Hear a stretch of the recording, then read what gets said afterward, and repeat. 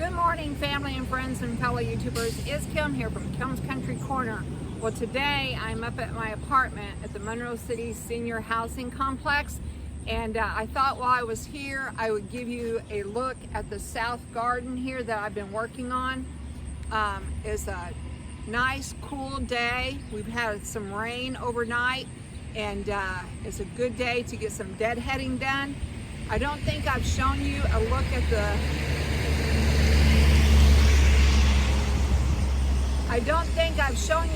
at the south garden since we were working on the very far end down there. So this will be a nice day for an update. All right, let's go ahead and take a look first, and then I'll show you some of the deadheading that I want to get done. Here in Monroe City, the senior housing complex sits on Main Street. So we have a lot of background noise of cars and trucks.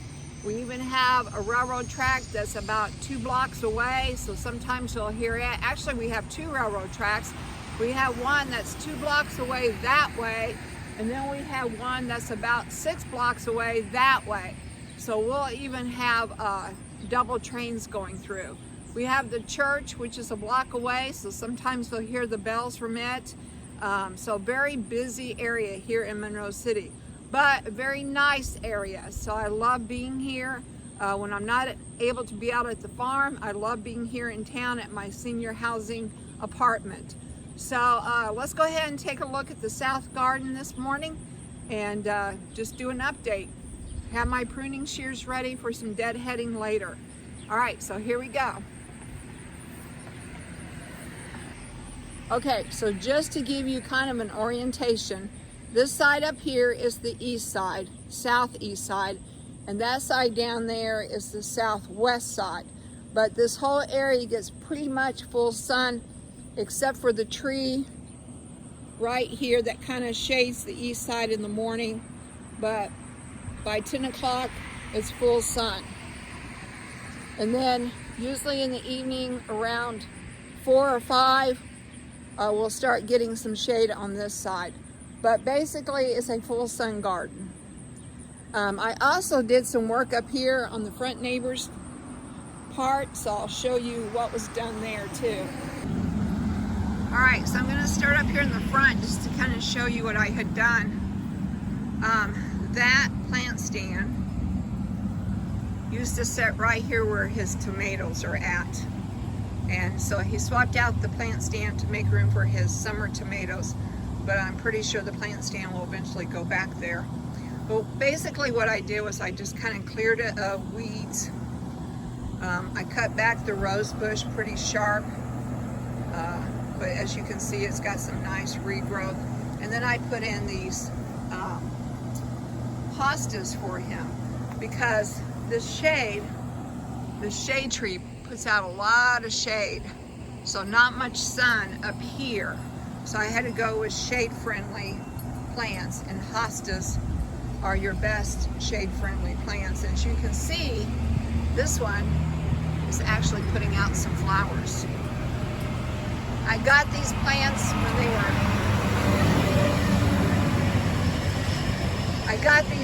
when they were on sale at Walmart for half price.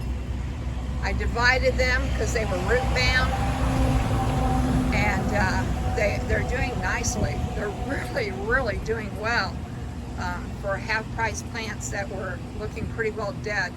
I mean, every once in a while we'll get a bad leaf, which I'll need to clip off, but overall they're doing very well.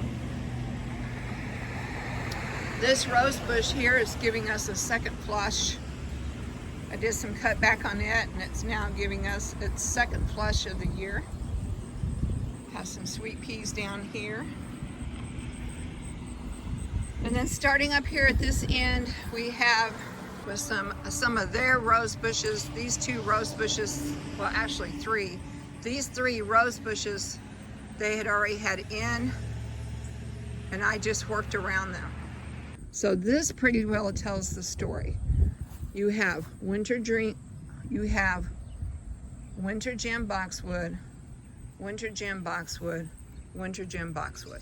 And then in between, I planted some, they were supposed to be tiger lilies. However, they are not. They are Asiatic lilies. Brex sent me the wrong thing, and I have been in touch with them. They were really pretty. They just weren't what I had planned. And then in the front, we have Pardon Me red daylilies, Knock Knock roses, Pardon Me red daylilies, Knock Knock roses, and Pardon Me red daylilies. So this is basically my template, and I do that for each section except one. And I'll tell you why. So there's my template right there. I also found some really cute turtles and frogs on sale at Walmart, so I brought them up to spend their home here in this garden. Okay, and then in front of each section I have a railroad tie. So that kind of tells me what section I'm in. So this is section 1, railroad tie 1 with my template. Railroad tie 2 does not really have a template because a lot of these were planted ahead of time before I started. And they have this rambling rose bush. It's a climber, and it just sprawls everywhere. So it takes up most of railroad 2. And then they also had that rose bush back there, which is kind of too far back. I might see about moving it up this fall so that it doesn't grow into the roof. But railroad 2, besides the daylilies, were pretty well already established plants. So I just left it alone. And then down here, this part here was completely empty. And I will put in a picture to show you how empty it was last year at this time.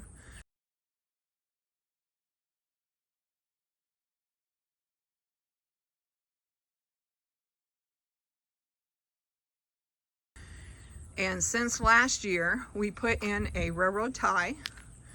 We put in the new plants that fit the template, which were the winter gem boxwood, winter gem boxwood, winter gem boxwood. And then in the front are the Pardon Me red daylilies, knockout roses, Pardon Me red daylilies, knockout roses, and Pardon Me red daylilies. This is a brand new area this year, and it's really doing well considering it's only been in the ground for 1 year. I also found some bee balm on sale at the local nursery, so I stuck it back there. Kind of had that empty space. So there we go. I kind of have a template, but then I also incorporate other plants where I see a need or have an empty spot. In between the winter gem boxwoods, I had planned to put red tiger lilies. Those are supposed to be red tiger lilies, but they are not. They're a really pink Asiatic lily. So they worked well with the template because they are in the same color category. But I was hoping for some nice tall red tiger lilies, and that did not happen.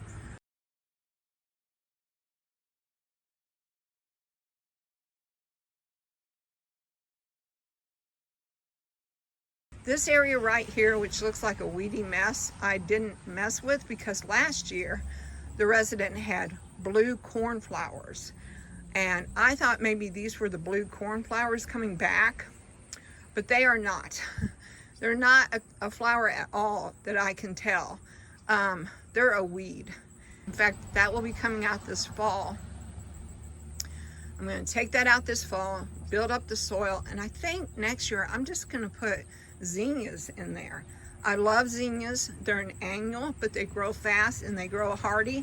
And I think some zinnias in here would be really pretty. And then this railroad tie number 4 was also blank last year. I'll try to show that to you.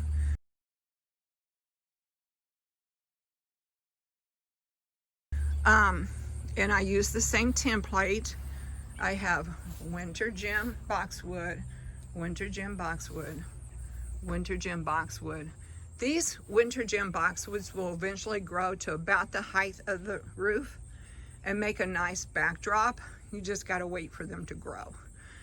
And then in front of the winter gem boxwoods, once again, I have, pardon me, red daylilies, knockout roses, pardon me, red daylilies, knockout rose, and pardon me, red daylilies. And then what I did was I had a neighbor friend that had some of this sedum that she wanted to divide it. She asked me if I could use it here in the front, and I said yes. So we have a batch of sedum there, and then we have a batch of sedum down here. And then once again, the pink Asiatic lilies in between the two boxwoods. Okay, and then that is railroad tie number 4. And then down here, railroad tie number 5, we didn't actually start until this year. We had put in the winter gem boxwoods last fall and mulched, but that was the only thing that we had done to this bed. And since this spring, you saw me put in the railroad tie and then plant more plants. So once again, we have the template of winter gem boxwood, winter gem boxwood, winter gem boxwood, and then in front, I do not have any daylilies over here because we went with the sedum. I do not have any daylilies there because this neighbor friend had a mum that she wanted planted. And even though the mom said it was an annual and I planted it last year, it came back this year. So very happy about that. And then these were supposed to be, pardon me, red daylilies, but I'm not sure that they were. I think maybe they got mixed up at the nursery and we ended up with some other daylily. But they still match. They were still a burgundy pink and they still matched. But as you can tell, we've had a visit from some Japanese beetles, so I'm gonna have to spray for that. See, you can see one right there. Oh, these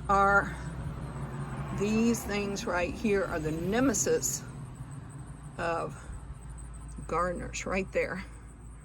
See that? You see that insect? They are gardeners' enemy. Oh my goodness. Yeah, I do not like them. They just really damage plants. So I'm gonna need to spray for them. Japanese beetles, yuck. All right, so now what I'm gonna do is I'm gonna go through and I'm gonna do some deadheading. I might actually pull those weeds today because they're starting to get on my nerves. I was leaving them thinking maybe they'll flower into something, but they didn't. So they're gonna go today too. All right, so let's get busy.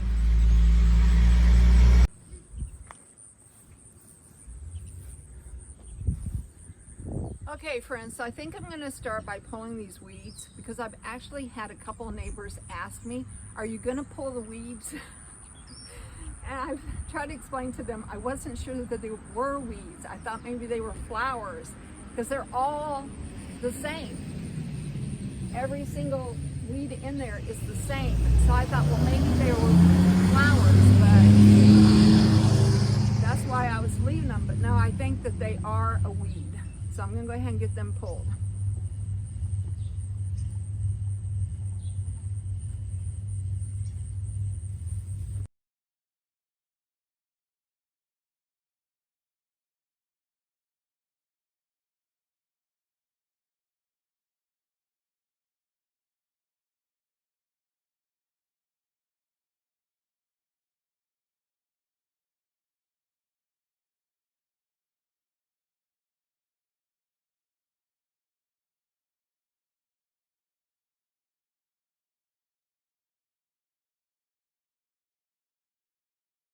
Come back with my garden weasel later.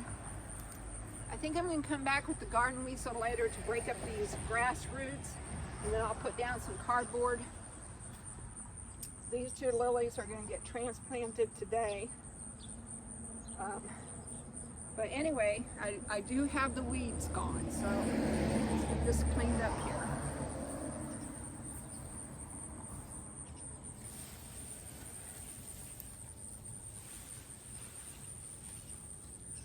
All right, let me get rid of these weeds. Let me get rid of these weeds and I'll be back.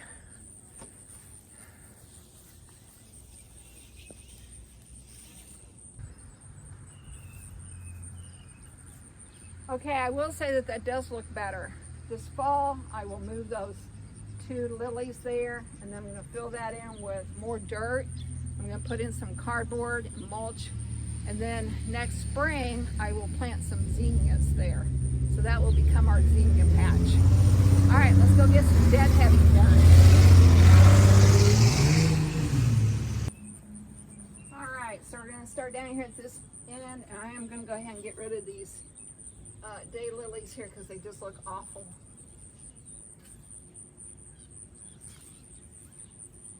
Got some weed in there.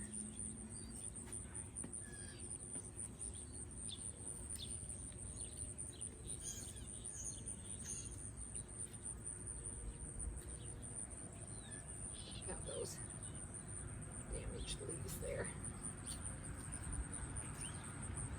Oh, I hate those Japanese beetles.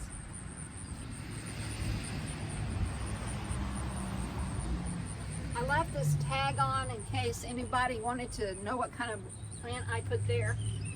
This fall, I will take it off. Whenever you see any red on rose bushes, that means that's new growth. So that's a positive sign when you see new growth. All right.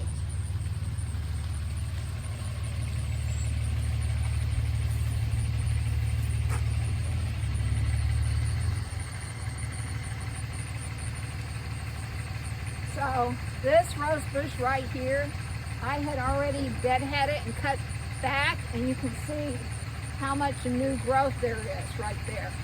I'll zoom you in so you can have a better look.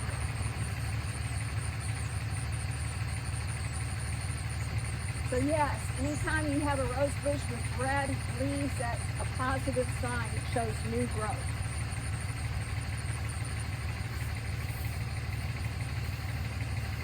This rose bush is looking really good. I'm going to go ahead and get rid of some of the old though. Make it look even better.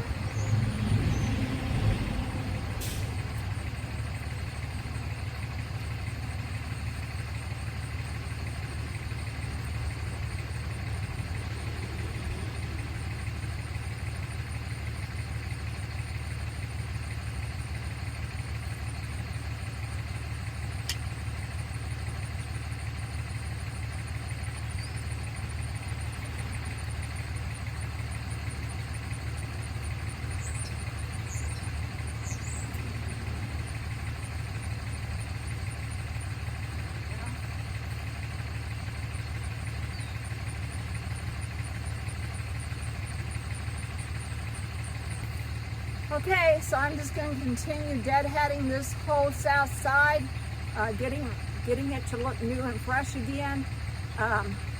We have meal delivery going on, so that's why we hear a constant running truck, because he is here doing meal deliveries.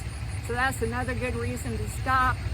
But anyway, if you enjoyed this video, please give me a thumbs up. And if you want to know more about what's going on in my corner of the world, hit that subscribe button to Kim's Country Corner. Thank you so much for all of your support, because with your support, I can do projects like this. So anyway, talk to y'all later.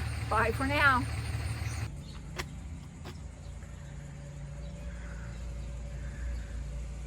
Okay, so I want to do a real quick PS here about my garden, my front garden, which you guys saw me put in. Everything's doing pretty well, except for these blanket flowers. And I think I told you when I was doing the farm walk around how much trouble I've had with my blanket flowers. I think the reason that my blanket flowers have died is because they kind of sit in a hole where the water pools. Whenever I water my winter gem boxwoods, which I have 1, 2, 3, and then whenever I water my daylilies, which these are the spider daylilies, the ruby spider, the water collects right there, and I think I have drowned them. So What I need to do is either I need to find a different plant that can tolerate more water, or I need to do what I did with my irises,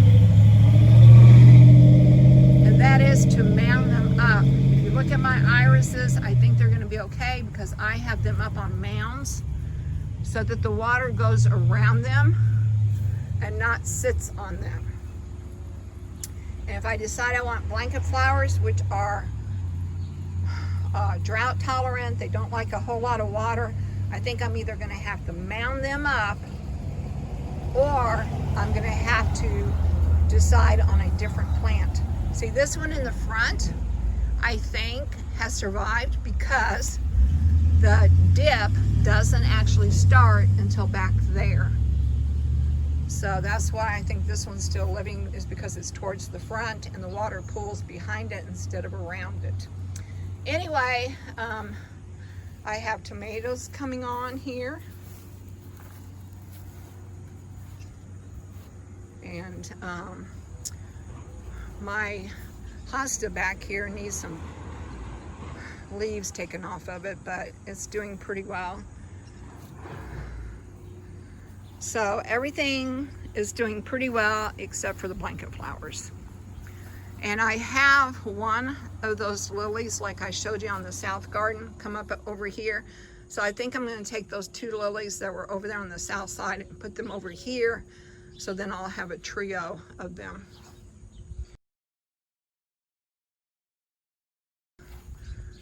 And so the fairy gardens, they're doing pretty well. They need to have some of the old flowers picked off here, freshen them up a little bit. There we go. That looks better. Come down here and look at this one. Yep. Get these yucky flowers picked off. Does it look like they're living in a little forest of their own? Back here I have rosemaries and geraniums as my trees and shrubs. All right, that's it for this side.